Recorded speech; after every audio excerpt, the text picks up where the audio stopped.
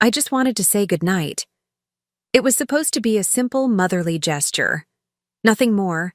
I opened my son's bedroom door softly, expecting to find him half asleep tucked under his blankets, maybe mumbling something incoherent, but instead, I froze it. Was not my son lying there. It was his best friend. He sat at the edge of the bed, his gaze meeting mine with a look that was steady, unreadable almost. Daring for a moment, the air grew heavier. The room felt too small in the silence, roared between us. Knew I should have turned away, said something broken, whatever strange current had sparked between us. But I stood there, heartbeat, thundering, caught in a feeling. I had no words for a feeling that would change everything. I could not move at first. His presence caught me so off guard that my mind struggled to catch up with what my eyes were seeing. My son's best friend Tyler was not a boy anymore. When had that happened?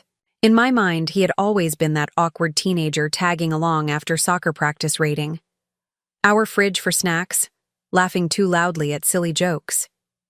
But now, in the low glow of the bedside lamp, he looked different, taller, broader, his face carrying a kind of quiet confidence that was so unexpected, it stole my breath. I stumbled over an apology, my voice barely above a whisper. But he only smiled, soft and unthreatening, as if he understood the confusion flickering. Inside me, I told myself to leave, to close the door and pretend nothing had happened yet. For some reason, my hand stayed on the door, knob frozen. He just fell asleep. Tyler said, his voice low, respectful, but there was something else buried under. His words, a kind of gentle daring that made my skin prickle. He nodded stiffly, mumbling something about blankets, about making sure he was comfortable, ridiculous excuses to explain.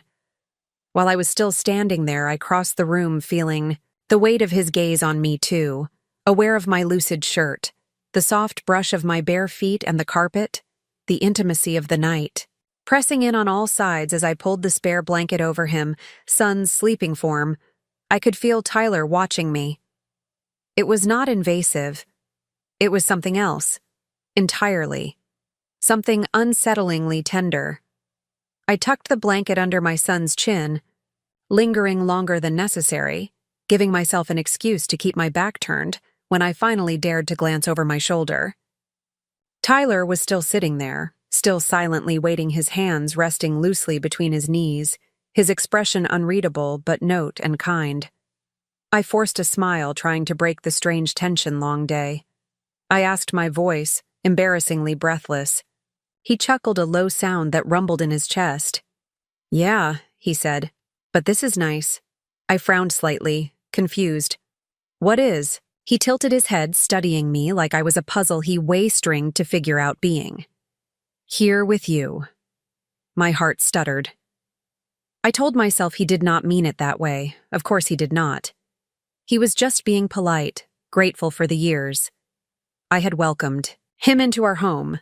That was all. I gathered up the spare pillow and moved to the closet, pretending to be busy kneading something. Anything to do with my hands. I heard him stand up behind me. The soft creak of the mattress, as his weight shifted every nerve in my body, went rigid. Anticipation and panic tangled together. "You always made this place feel like home," he said, softly, closer now. The warmth of his words brushing against the back of my neck. I swallowed, hard, feeling ridiculously emotional at such a simple statement. I turned around slowly, forcing a casual laugh.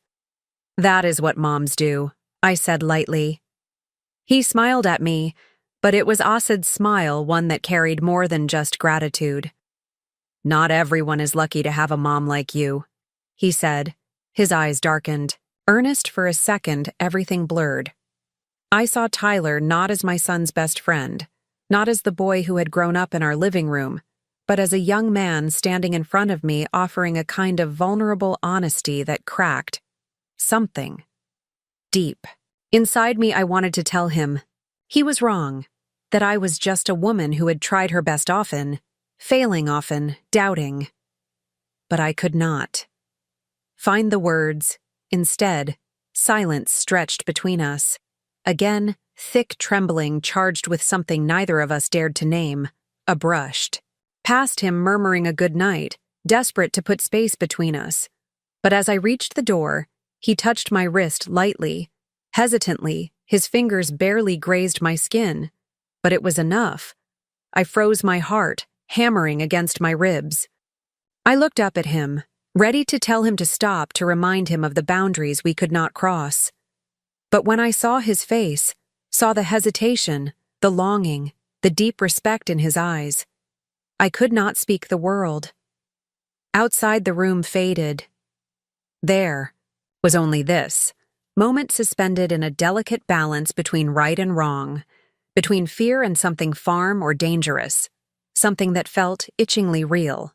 I pulled my hand away gently, not because I was angry, but because I was scared of how easy it would be not to goodnight Tyler. I whispered, barely recognizing my own voice. He nodded, stepping back, letting me go, but his eyes never left mine until the door clicked softly shut between us.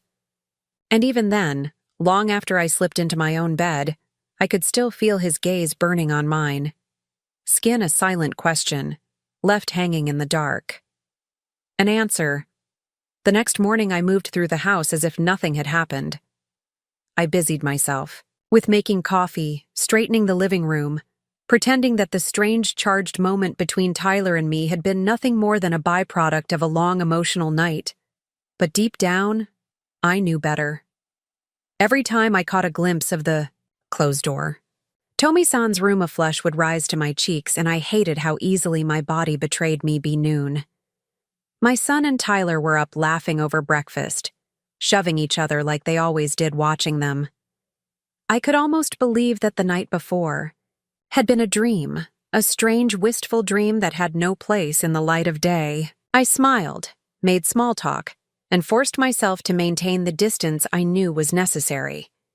Tyler never mentioned it either, though every now and then I would catch him, looking at me across the kitchen table, his gaze lingering just a second, too long, making my heart race all over again. That night after my son went to Afrin's house for a sleepover, I thought I would finally get some peace. I curled up on the couch with a book, determined to lose myself in fiction, but my mind kept wandering. Every sound in the house seemed amplified, every creak of the floorboards, every whisper of the wind against the windows. I was so lost in thought that, when I heard footsteps behind me, I jumped. It was Tyler. He stood there awkwardly, one hand rubbing the back of his neck, his eyes uncertain. "Sorry," he said. "I did not mean to scare you." I smiled weakly, setting my book aside. "It is fine, I was just distracted." He hesitated, then sat down at the far end of the couch.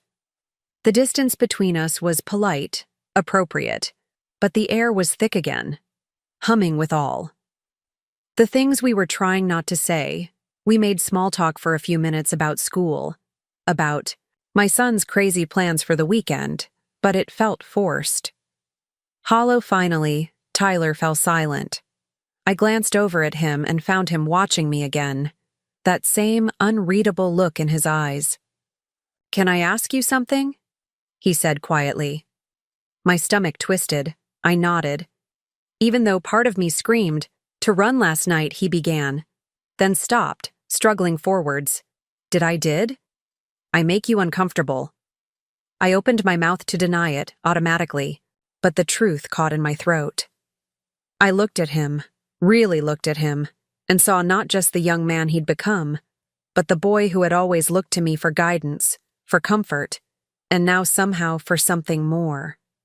"No," I said finally, my voice barely above a whisper. "You did not." He let out a slow breath like he had been holding it in all day. He leaned forward slightly, Heisebos resting on his knees, his hands clasped tightly.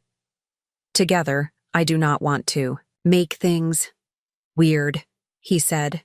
I have, always," he trailed, off, shaking his head as if the words were too dangerous to speak, loud.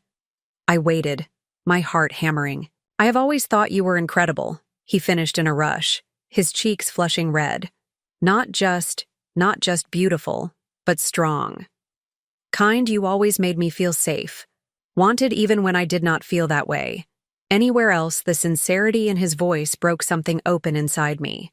I felt tears sting my eyes, but I blinked them away. I wanted to tell him that he was just confused, that I was too old, that this was wrong on so many levels. But when I opened my mouth, nothing came out. Tyler shifted closer, still cautious, still giving me every chance to say no. You are not just my friend's mom, he said, his voice low. Andro, you are. You are you. I felt the warmth of his presence, the tension stretching so tightly between us. It was almost painful. Slowly.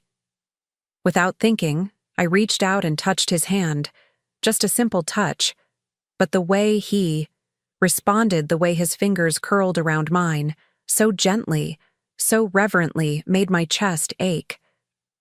You should not, I whispered, even as I laced my fingers through his. Maybe not. He greed, his eyes never leaving mine, but I cannot help how I feel the truth was. Neither could I before I knew it. Helene in it was not a bold move. It was sighted, almost shy-like.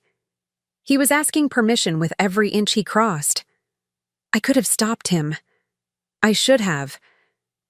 But when his lips brushed, mine soft and tentative, I melted into him.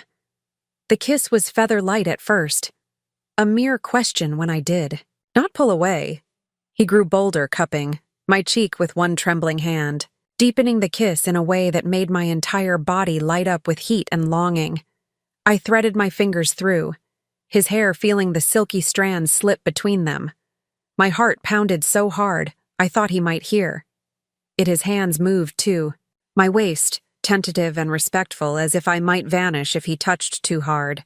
Every part of me felt alive in a way I had not experienced in years. When we finally broke apart, we were both breathing heavily, our foreheads resting together.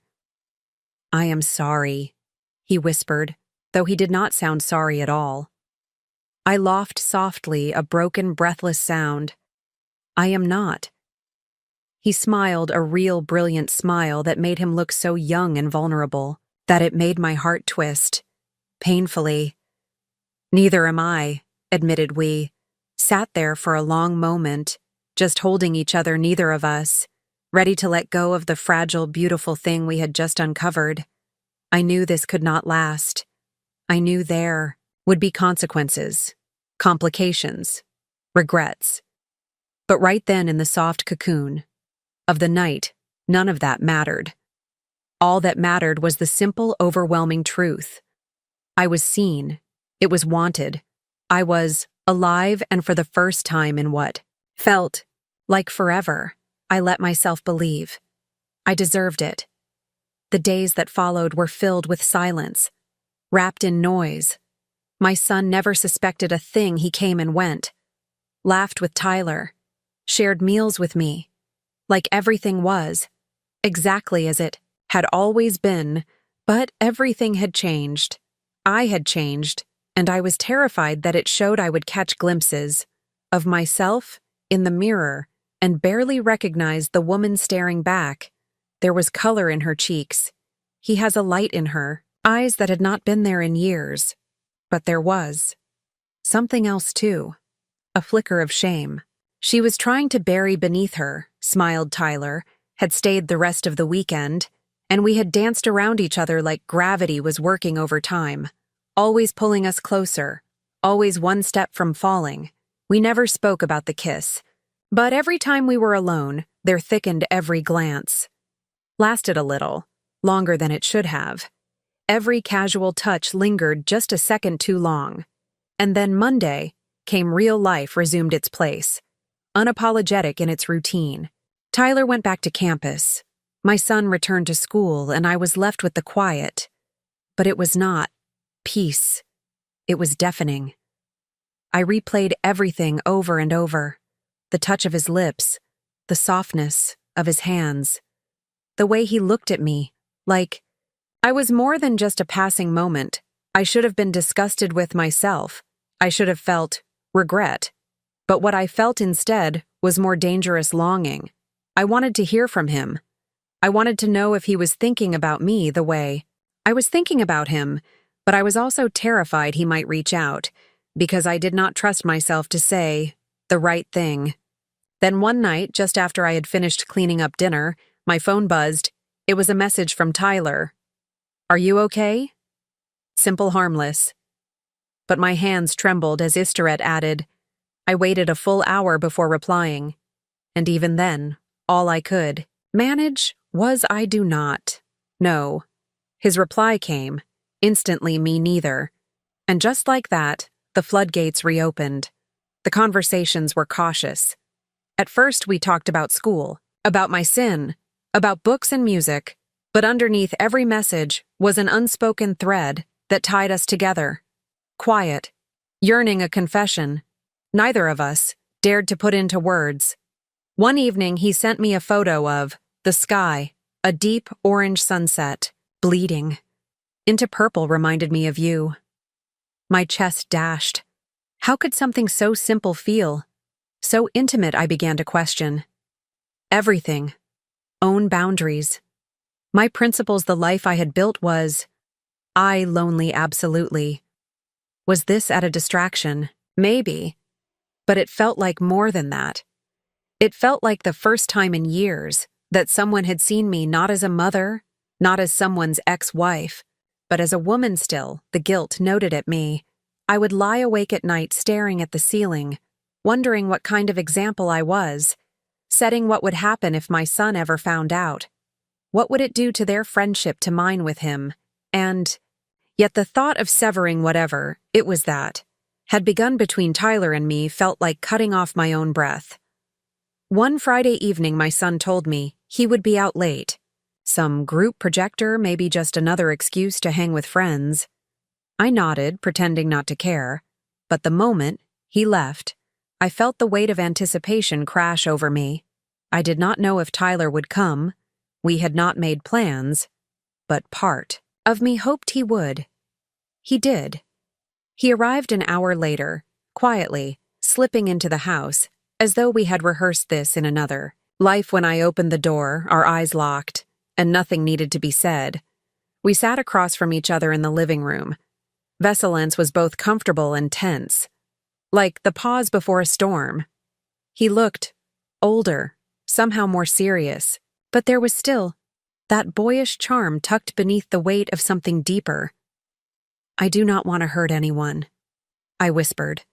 He nodded. "Neither do I, but we already are," I added, my voice cracking.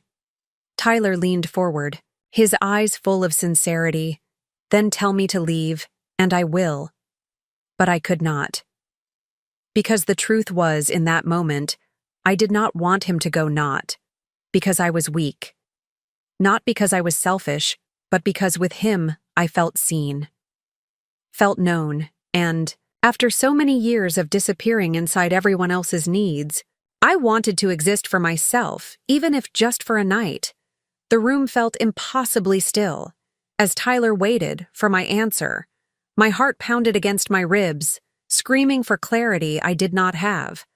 A part of me, the part trained by years of motherhood, responsibility and quiet, sacrifice, wanted to send him away close, the door, and pretend none of this had ever happened.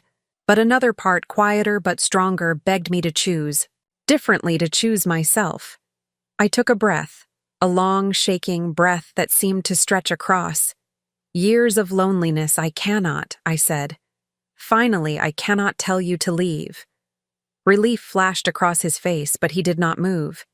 He waited, patient, respectful, terrified, just like me. Slowly, cautiously, I reached for his, and his fingers wrapped around mine, warm and steady, grounding me. We sat like that for a long time, two people on the edge of 1,000 wrongs, daring to choose something that felt right. Even if only in this fragile moment, we did not rush. There were no promises made, no future written, just the acknowledgement of something rare and real, blooming quietly between, as maybe it would break, as maybe it would save us. I did not know. All I knew was that for the first time in a very long time, I felt alive, and that I decided, was worth everything.